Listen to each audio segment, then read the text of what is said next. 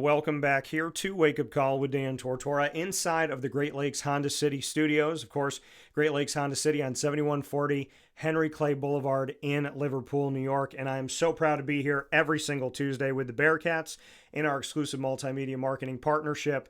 The Binghamton University Bearcats join me across all of their programs with student athletes, coaches, and administration, speaking on what it means to be a part of this larger Bearcat family, as well as their specific teams. And I'm here today with a wrestling special with Binghamton University. The wrestling team is back on the show, and we're here with head coach Kyle Borshoff, and we also have Brevin Cassella here on the broadcast inside of the 2024-25 season. So Kyle, Brevin, welcome to the broadcast. Thank you. Appreciate you having us on and looking forward to talking about Bearcat wrestling. Yeah, excited to be on. Thank you for having us. Absolutely. And Brevin, I'm going to have you stay here first because Coach has been on the show before. So we're going to have Coach sit and watch you talk for a second. How about Sweet. that? Sounds good. My question to you, Brevin. So we look at this. There's a lot of different things that you've accomplished and a lot of successes. I'm going to read through some of these. You tell me if there was any missed here. And I got to give a big time shout out to the awesome information department, the sports information department over at Binghamton University for all the information that comes through here. So big thanks to Nick for this. These are some of the accomplishments to read in your world, and those are as follows. For Brevin, overall career record 89-39 at Binghamton, a career dual record of 39-14. You've collected 14 major decisions, 9 technical falls, and 7 pins in 4.5 seasons at Binghamton. You've qualified for nationals 3 times, winning a total of 3 matches at the event between 2022 and 2024. You're a 4-time EIWA place winner, 8th in 2021, 5th in 22, 4th in 23, 3rd in 24, and you finished 5th at the Cliff Keen Las Vegas Invitational in December of 2024, considered one of the most competitive in-season wrestling tournaments in the country. The last time I had Binghamton Wrestling on the broadcast, we were talking about going into the Cliff Keen Las Vegas Invitational. So those are just a few things to read off, Brevin. When I read that off in your 4.5 seasons at Binghamton, what does all of this say about the work that you put in? I think it shows that you don't really have to, go to like a huge or like big conference to, achieve a lot in wrestling, as long as you have the coaching staff and the support from your teammates, the school. You can make a lot of big waves throughout the country. And I wasn't a guy who was highly recruited coming out of high school. I wasn't like the top 100 recruit or anything like that, but I trusted in Kyle and some of the other coaches that we had on staff, and now too, like some of those younger guys coming in, I trust Louie and Sam and all my teammates, and I think that's a testament to me and them, because I've through them I've been able to get a lot better every single year. So I think that's what that shows, and I think that we're building a winning culture here at Binghamton, and I think it's only gonna keep getting better from here. So you said you trusted in Coach Kyle, your head coach, and trusted in this coaching staff as well, people over time. What was it about Kyle's message and the message of Binghamton that not only spoke to you, but that you actually believed that they were telling you the truth? Yeah, so I was doing a couple of visits at the time, and Kyle was the only coach he said, "Oh, well, we're gonna come and do a home visit." And so they came to my high school and watched me practice for a little bit. We talked for a little bit. I thought that was kind of cool. I was kind of caught off guard a little bit at first. I wasn't really expecting him to want to come down to Massachusetts, but it meant a lot for me, personally, because it meant I could build that initial connection with Kyle, and show that he showed to me that there was initial interest there, and then we talked a little bit more. I was able to get up to campus in the middle of the season, I think, watched a couple of duels, and just instantly fell in love with everything about Binghamton. I remember I was on the car ride with my mom, and she was actually a former athlete in college as well too. And she tells me, she was like, if you know, you know. Like, Yeah. I don't know how to explain it, but if you know, you know. And after leaving Cal's office and having us talked, and just being with some of the guys and experiencing the whole atmosphere at Binghamton, I knew instantly that this is the place that I wanted to be for the next 4 to 5 years. So, and I know I don't think there's a better decision I could have made, and I'm truly blessed to have the opportunity to wrestle at Binghamton these past 5 years. So yeah. Well, you said when you know, and great advice from your mom, by the way. And it sounds like 4.5 years later that you would do it all over again. Yeah, for sure. I don't think there was a single thing I would change about it. This experience, it's been great for me, and a lot of highs and lows, but that comes with the sport of wrestling. So I'm grateful for any opportunity that I've gotten, and we'll continue to get through these next couple months. So I wouldn't change a thing. Coach, you've heard your student athlete speak about the fact that it meant a lot to him that you wanted to come visit him in Clinton, Massachusetts, and spend some time in his home, spend some time around him, that he believed in the message then and he still believes in it today. What did you see in Brevin from the beginning, and what does it mean to you that he would make the same decision again? Yeah, so Brevin was a little bit of a late recruit for us. My brother Jason worked with me at the time, and I think we were on the road competing somewhere. I forget where we were wrestling, but he was at the Eastern States tournament recruiting, and I was watching the tournament on the bus from my laptop, and um, I got to watch Brevin, and I called my brother. I said, "Hey, you gotta go check this kid out. You got to get his information. We got to get a hold of him after this tournament's done."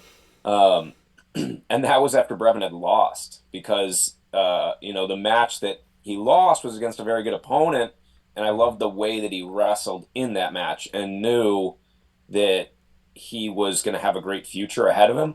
And Brevin turned into what he's been for us as an athlete and a person.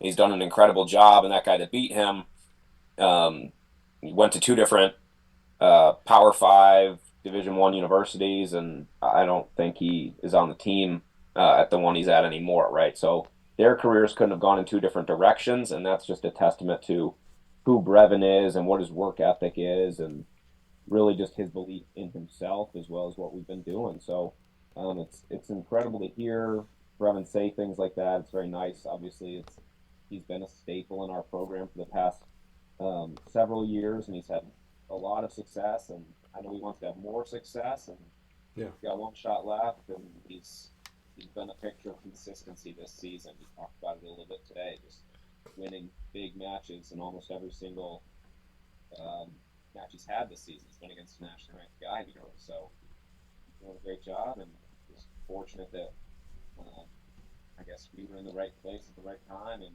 were able to connect with him and get out to Massachusetts and see him there. We had a great visit with him. And, my younger brother lived in Boston, so it was nice. Brevins, Well, me and brother Jason. we've launched your audio a little bit here. It went low, so I want to make sure we don't miss this, Coach. You're talking about being in Massachusetts. If we can just check that audio on your end, but I want you to go. I don't want to miss what you were about to say. Yeah, are you good? You got Yeah, me? we're good now. Yeah. Okay. Yeah, so we went and saw Brevin, me and my brother Jason. And after we saw Brevin, we went and visited my youngest brother, Corey, who lived in Boston. And family's always been important for me in my wrestling career. And when we bring guys into our program, we make it about being a family. And I think you see that if you look at our roster over the past several years. Our best guys are sticking around. They're staying here. And, it's not because we're offering them $1 million. I wish we could, Brevin, but it's because we have a great environment for these guys. And I think that they get a lot out of this program. Well, and to that point, Coach, like you said, I mean, we live in a world, especially in Division 1 athletics, where it's so much not about the coach anymore. It's not about the education anymore. It's not about the atmosphere or the culture. It's about me. What can you get me? How much money can you give me? How much exposure can I get? How many endorsements can I get? We hear that, we see that, but Binghamton hasn't been like that. Not that you shy away from NIL, not that it doesn't matter in Binghamton, but like you said, we're bringing these guys in. Family's important to you. you're keeping the family together. Your guys are talented. And when other people find out they're talented, they're staying in Binghamton.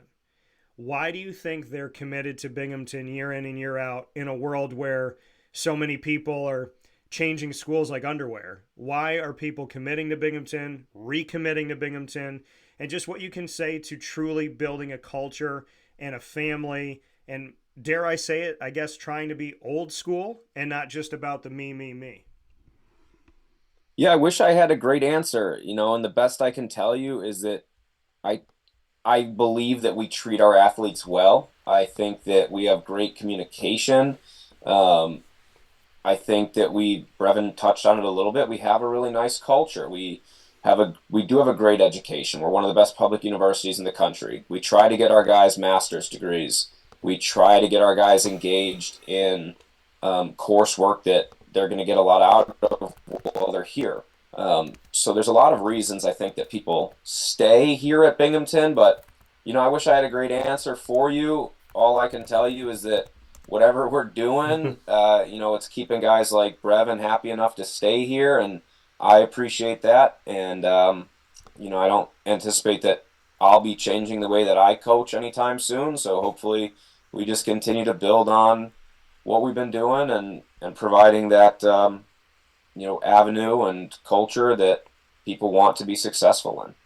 Yeah. Well, Brevin, I mean, to the point of what Coach just said, where he said he can't really put his finger on it, why do you stay? Why do you hang out? If you're out here doing good things and you're being successful and maybe you're catching the eye of other schools and other opportunities come out there, why are you a part of this family? Why do you stay at Binghamton? Do you have an answer to what the secret sauce is with the Bearcats? It's funny that you asked that question. Actually, I remember. I think after the first time I qualified for nationals, I had like a bunch of people ask me back home, like, "Oh, like, well, what are you gonna do now? Like, where are you gonna go now? Like, you need to transfer, to a Power 5 school, this and that." And I was like, "Well, why do I need to do that? I've seen improvements throughout my wrestling, where I'm at, and I don't see why I can't continue to improve and be that." And a big thing for me going into it was loyalty. And Kyle and Binghamton were, one of the only schools who like reached out to me initially and had my back, and I think would continue to have my back throughout, anything. So why would I not, show that back, and I think that goes to speak about our program as a whole. I think that, we are very tight knit, and it's hard to separate us. So I think, the bonds I've made throughout Binghamton, I have my best friends go here. I met, great people like Kyle, other coaches in the past.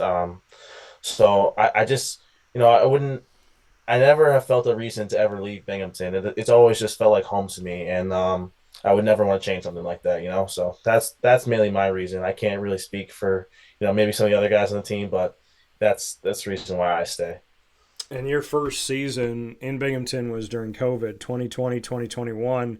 We go back to that season where you only had 7 opportunities there, had an overall record of 4-3, 4-0 record in duels. But in the COVID year, obviously things were very different. The NCAA awarded a forgiveness year, essentially, and whoever was a student athlete on campus registered in 2020, 2020 to 2021 had the opportunity within that season period to have an extra year. So you took advantage of that. You're still here at Binghamton, and we're talking about 2024-25. So why continue all of this on at Binghamton beyond this? You get this bonus year, right? You continue your education.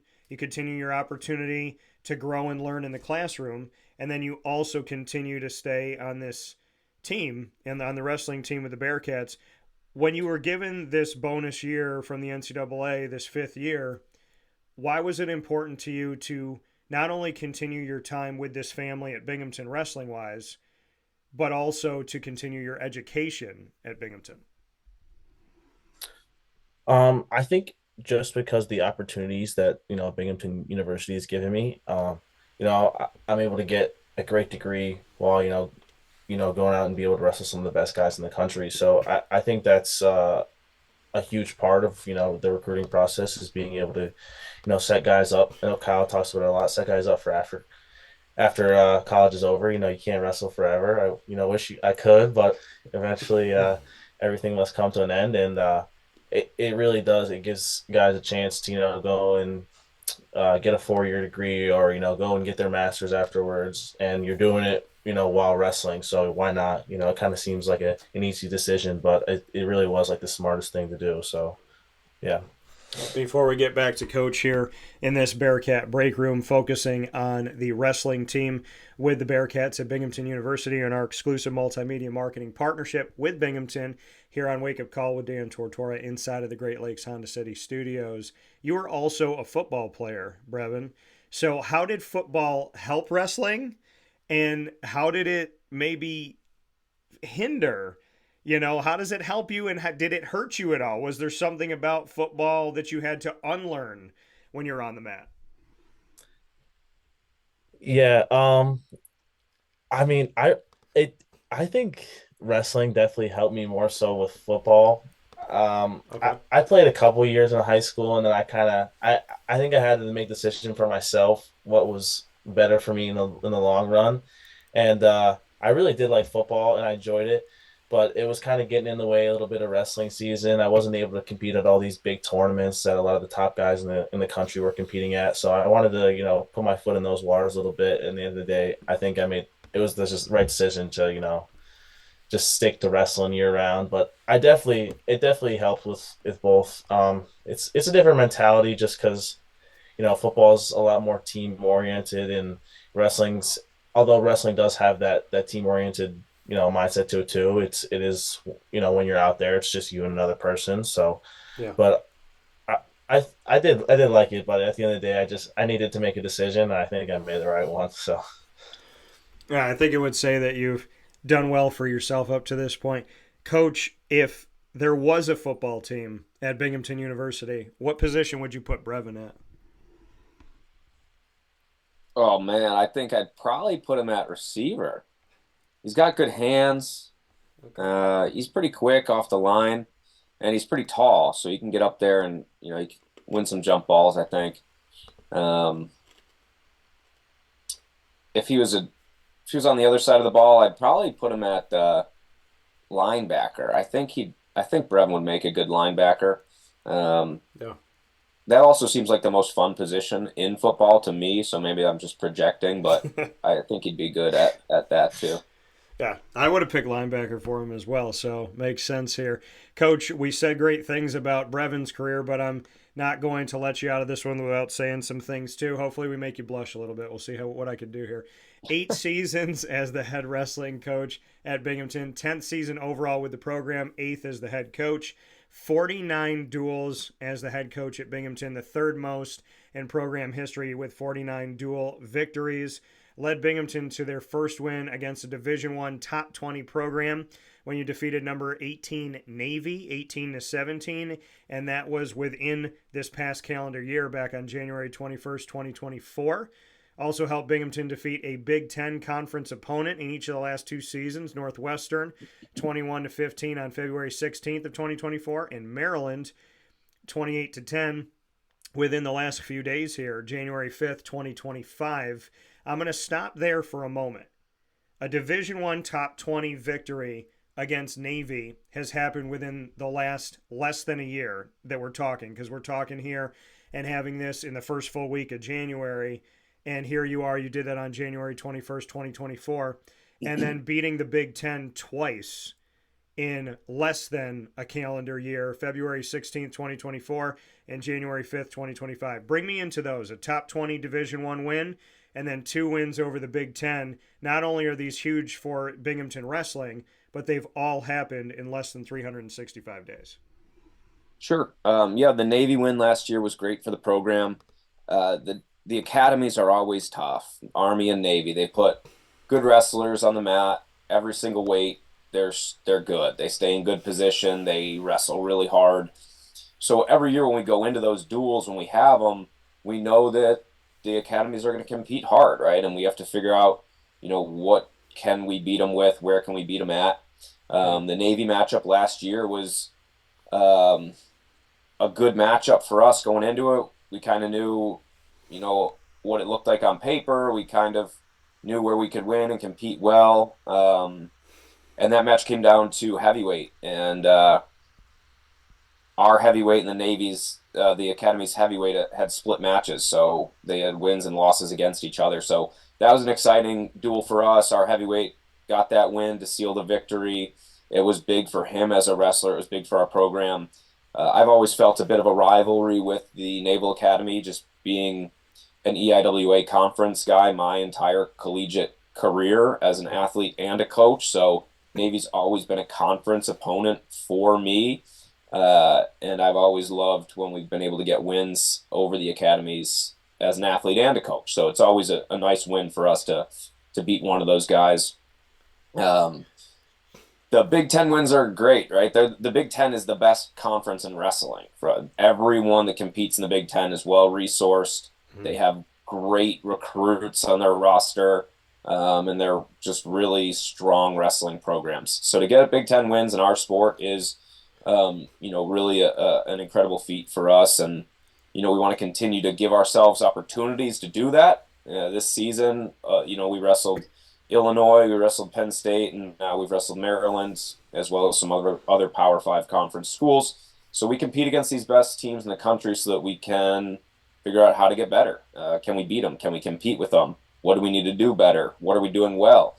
And the win over Maryland was, I tweeted after the match, that was the best dual meet we've ever had since I've been at Binghamton. Yeah. From top to bottom, our team wrestled phenomenally. We had a number of upsets that fell our way, beating a bunch of their nationally ranked athletes, returning national qualifiers, and just getting really nice wins. And that was the first time I've ever beaten Maryland as a coach or as an athlete. And I had some really good teams when I was an athlete. We finished 5th in the country one year, and I don't think we beat Maryland that season. So that was cool for me to get that win over those guys. We had a tight loss to them a couple years back, so it was nice to avenge that. But we totally controlled that match from 25 to heavyweight, with the kind of the big stamp on it being Will Ebert getting a nice win over the number 9 ranked wrestler in the country. Ivan Garcia knocking off a nationally ranked guy as well, and so did Brevin in that duel. So we controlled that duel so well they didn't put their nationally ranked heavyweight out because the match was over. They didn't want our guy to wrestle him. So it was cool. It was great. It was really nice to compete with them. I want to thank the Journeyman organization for making us a part of all of their events this year and giving us the opportunities to compete with those teams. So I think that was really important for the growth of our program, and just looking forward to getting mostly into conference and former conference matches here. The IWA split up, so we lost the Ivy League schools, but we're still going to compete with a number of those guys this year. So moving forward over the next month and a half, we're going to see a lot of familiar faces as we're competing in our dual meets. Yeah, and perfect segue to what I was going to speak on here in the EIWA, EWA to some people, Eastern Intercollegiate Wrestling Association, and just what this means for the future. Like you said, the Ivy League schools decided to leave, form their own, but EWA stays itself. It's just different now, right? It doesn't have the Ivy League schools, but it still exists as its own conference. There's 12 members, but for the first time ever here, starting in 2024-25, we've seen EIWA split into 2 different divisions, the Independence Division and the Patriot Division. In the Independence Division, you're a part of that side with Drexel, Franklin and Marshall, Hofstra, LIU, Morgan State, and Sacred Heart. And then in the Patriot Division, we have American, where you competed as a student athlete. We have Army West Point, Bucknell, Lehigh, and Navy. What can you say to this as we're starting to get in, to this EWA side of things, into this conference, these conference matchups and whatnot, and the heart of it here in the new year?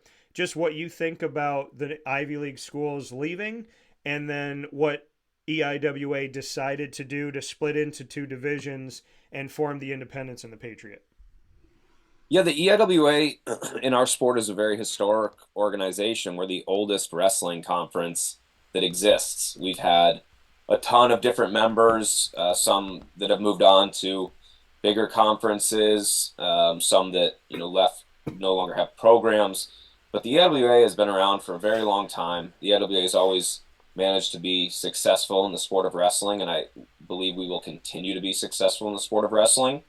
Uh, as the NCAA has been changing over the past couple of years, I think it was in the best interest of the Ivy League and probably for us as well that they did split off to have their own conference championship. I believe they're doing that pretty much across the board. They're having Ivy League championships Yeah. and kind of going away from having their teams compete in other divisions. Yeah. But I think having more smaller conferences is a good thing for wrestling. I think that having more smaller conferences gives a better voice to our coaches. One of the very important components that exists in our sport is the coaches ranking panel. And the more conferences that we have, the more coaches are represented on that rankings panel. And I believe that will help create more parity in the rankings. And I think that's a good thing for us in the long run, for us and the Ivy League and all of the other conferences that are not Power Five or Power Four conferences. So I think that stuff's all good. Splitting into the two divisions within the EIWA was really just kind of something that we figured would be a fun competition to have. There's never really been like a dual meet championship in our conference in the past. Yeah. And creating a couple of divisions to compete for a championship with our overarching tournament still being the final championship was a good idea. It's a fun idea. We're kind of rejoining some of these schools we have a tradition with. Hofstra and Drexel and Sacred Heart were all a part of our previous conference, so kind of putting us back together. And then the Patriot League schools are all Patriot League schools. They compete in everything against each other. So it was a nice way for us to create just a meaningful dual meet competition and make the dual meets matter a little bit more and kind of declare a champion on each side. So we'll certainly be gearing up for our dual meet against Hofstra and Morgan State, Franklin and Marshall, Drexel, and those are important matches for me. Right? We want to go out and win those dual meets. We want to be the Independence League champions this year. And yeah. As tough as it is to say, like, without thinking about that in the past, maybe we're more likely to rest Brevin in the past if we don't really need them. But now it's like, listen, when we're going out and we're wrestling these schools, we're wrestling Brevin. We're wrestling our best guys. We want to win that divisional championship. Yeah, and Brevin, I'm going to go to you for this, but I mean, it is interesting here to look at where things are when we look at wrestling in NCAA Division I. There's over 70 NCAA member institutions that sponsor Division I wrestling, from the EIWA, Southern, Ivy, obviously spreading off into their own now, Big 12, Big 10, the Mid-American, a.k.a. the MAC. Does it matter to you, Brevin? What are your thoughts on looking at the grand scheme of things, of being a part of history, being a part of change, EIWA, being a storied place for wrestling, a storied conference, and now we're seeing schools that left, and then we're also seeing this breaking into two divisions. Do you like it? Do you not like it? How do you view things in the wrestling world in Division One? I kind of like it. It kind of gives it more of like a competitive aspect. Like you're able to, I think, it'll allow to like build more rivalries with some of those teams over time. Even though we like may already have a couple here and there, but it'll definitely make things a lot more competitive. I think so within the dual meet atmosphere, and I think that's an exciting thing to see because it's really a great atmosphere we can get behind your team. I think we did a good job of that this weekend, especially in that first Maryland duel and throughout the whole weekend. But in that duel specifically, the team energy was really high. It was just one guy after another. We really all came together in that duel, and I'm hoping to carry that throughout the season. So I'm hoping there'll be more of that throughout those duels. We know you're going to be home more coming up here, Brevin. So I know you guys have gotten to travel, you've gotten to do some cool things. I go back and look at this schedule and where you've gotten to be so far and some of these opportunities that you've had, including Las Vegas for that Cliff Keen Las Vegas Collegiate Wrestling Invitational, Nashville, Tennessee, and now we're going to see you come in to the Binghamton area, be in the Southern Tier, be at home. You have Hofstra coming up, you have Lehigh as well, Cornell coming to town, Sacred Heart before the EIWA Championship. So we know you'll be at home. What is that going to mean to you to be in familiar grounds? You guys have traveled a lot. Despite being in the state of New York, you haven't been home. So knowing that you're going to be at home, be on your own mats, just what that does for this team and what you want the community to know about why they should come out and see these matches. Yeah, I mean, there's really nothing better than being able to, compete in your home gym. Having familiar faces there, locals throughout the crowd, your family members being able to come to matches. So I'm trying to cherish that as much as I can. It's my last season, so I'm really looking forward to a couple of those home duels, and I would encourage the local community to come out just because I think that the way Binghamton wrestling is wrestling right now is exciting, and I think that it's a good time. We're able to watch some of the best wrestling in the country, Yeah. and I think that each guy's style of wrestling is something different. Some of our smaller guys are a little scrappier. I Kyle talked about it this morning. He said that our 25-pounder and the Columbia guy, watching them was like watching two cats get into like a cat fight, just never stop moving. So I know it's exciting, and I think that that's what the sport of wrestling needs to grow is a lot more fans. So I think that it'd be great if we could get a lot more people coming to those events. Well, we're going to play some rapid fire. It's going to allow you, Brevin, to put me on the hot seat. I will put you on the hot seat. We'll also do the same with Coach, and then I got a little spin on it here at the end in this Bearcat Breakroom, proudly presented inside of our exclusive multimedia marketing partnership with the Binghamton University Bearcats here on Wake Up Call with Dan Tortora inside of the Great Lakes Honda City Studios. Brevin, my first question is for you, but I always defer. You can ask me about wrestling. You can ask me about anything. I know the question I have for you, but I never go first. My guests go first. So you can ask me anything in the world. What's your question for me? Anything in the world. Anything. Oh, jeez. Just remember that I have the right to mute your mic. Go ahead. Anything in the world. What about your all-time favorite athlete to watch? Oh, man. If you put every sport together, man. My all-time favorite athlete to watch, probably Barry Sanders. Okay. I mean, it's tough. It's really tough. But I've always had a connection to the running back position. I love it. I respect it.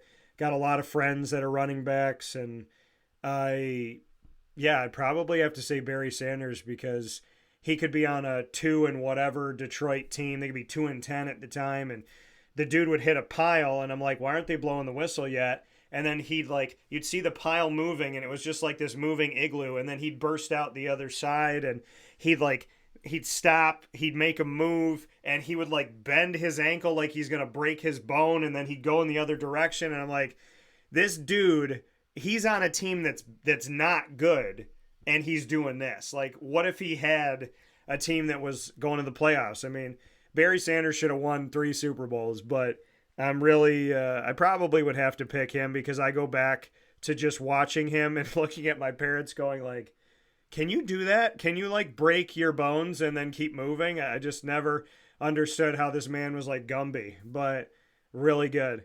My question to you involves your coach. So, Okay. Kyle Borshoff was a 2-time All-American wrestler at American back in 2009 and 2010. If you were to wrestle him, if he was in his prime right now and you're out here doing your thing, I'm talking Brevin today versus Kyle Borshoff of 2009-10. Who wins and why? I think I would tech him. Okay, why? I think I got a little bit of a size advantage, but Okay.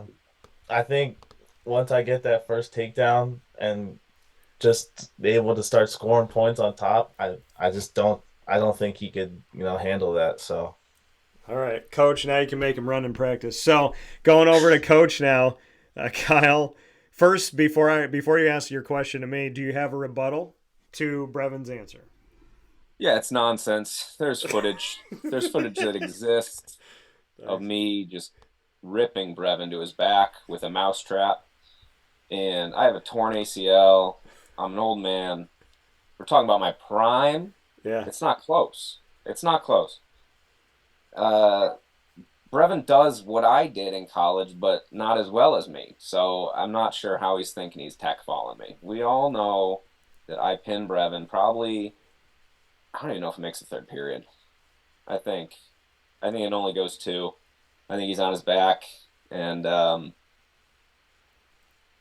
mean, I don't think it happens. So not this year, right? He's big.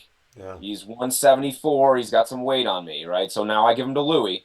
Now he's Louis's job. But I don't know. We're talking about my prime. I was pretty good. I did a lot of cool stuff. Love the back and forth. This makes for a great clip that's going to come out of this show for sure. Kyle, what's your question for me?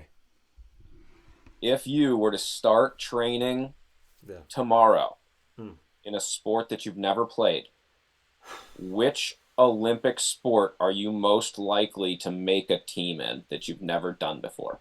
Winter or summer games? Soccer. Soccer. Why? I'm Italian and Hispanic, so it's in my blood first. Second, I would say I've coached it before.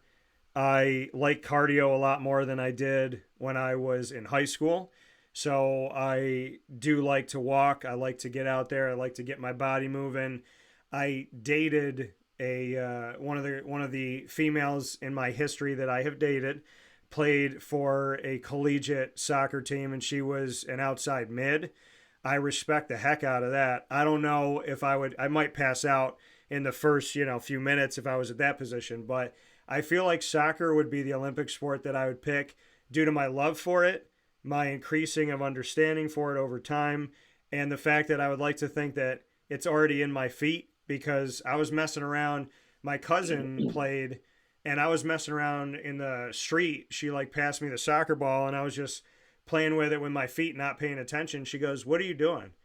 I said, "What are you talking about?" She goes, "What are you doing with the soccer ball?" She's like, you look like you've done it before." And I was like, "I don't know, maybe it's just because we're Italian and Hispanic." But yeah, so I'd probably say soccer, but I definitely would have to take all of my endurance stuff and all of my stamina things that I'm doing and put it to the nth degree stat if I wanted to compete in that.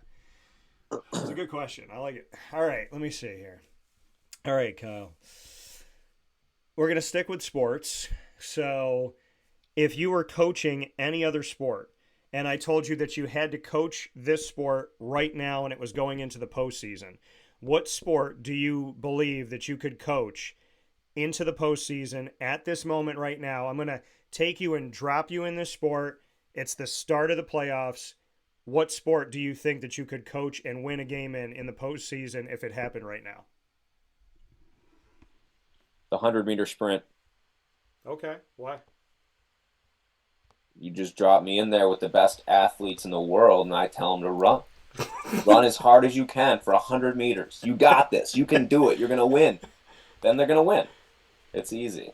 I'm not saying their event's easy. It's really hard. I'm not a 100-meter guy. But I know too little about any other sport to be confident that I could coach a team to a win. Yeah. But I think I could get a sprinter to win. I think I could fire them up, get them to run that 100 meters really hard. What an answer, and what E is with that answer. Well, my curveball is that I'm going to allow you both to question each other. So, Kyle, you can ask Brevin anything in the world. He has to answer it whenever you're ready. All right, but he has to answer it honestly. Yes. Okay. Brevin, who can move more weight, you or your brother? Oh my gosh. His brother's in high school. Okay, I'll be honest. I'll give it to Tatum on the squats, I'll never live this down too. If he sees this, I will never live this down. He's gonna be talking about it till like we're like 80 years old. He can definitely squat more than me, but that's just because of a body type thing. Any other like deadlift or cleans, anything like that, I would 100% beat him. Coach, Can we Other make than, sure do you can we concur? make sure we send this to Tatum, please? We will. Is that the answer that you thought he was going to give? An honest answer? No, I thought he was going to say something like when he was talking about wrestling me, but I'm glad that he decided to tell the truth. Brevin, I'm proud of you. Great job. Brevin, you get the final say. You get the mic drop moment here. You get to ask the final question of this three-person conversation in this Bearcat break room. You can ask anything in the world to your coach when you're ready. oh wow. Oh, Doesn't have to be um, sports. Can be anything. I think I kind of know what direction I want to go. I just don't know. All right. All right.